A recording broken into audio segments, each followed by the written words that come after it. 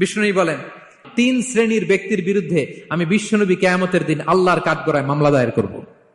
3 শ্রেণীর ব্যক্তির বিরুদ্ধে আমি বিশ্বনবী আল্লাহর সুপ্রিম কোর্টের কাঠগড়ায় মামলা দায়ের করব। এর মধ্যে 1 শ্রেণীর ব্যক্তি হচ্ছে রাজুলুন ইস্তাআজারা আজীরান ফাস্তাওফা মিনহু ওয়া লাম ইউতিহি আজরা।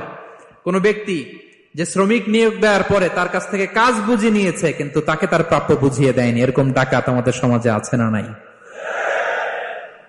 কাজ ঠিকই বুঝে নিছে কিন্তু তার প্রাপ্যটা বুঝিয়ে দেয়। বিশ্বনবী বলেন তার বিরুদ্ধে আমি মামলা দায়ের করব। প্রিয় ভাইরা, বুঝে থাকলে উত্তর দেন। বিশ্বনবী যার বিরুদ্ধে মামলা দায়ের করবে তার জান্নাত তো একেবারে ডাইরেক্ট, তাই না? সুন্দর বলছে একজন, তার কোনো জামিন নাই। ঠিক কিনা বলেন? বিশ্বনবী যার বিরুদ্ধে মামলা দায়ের করেছে তার জান্নাতে যাওয়া তো দূর কি বাত, সে জান্নাতের ঘ্রাণও তার নাকে ঢুকবে না। চিল্লায় বলেন ঠিক কিনা?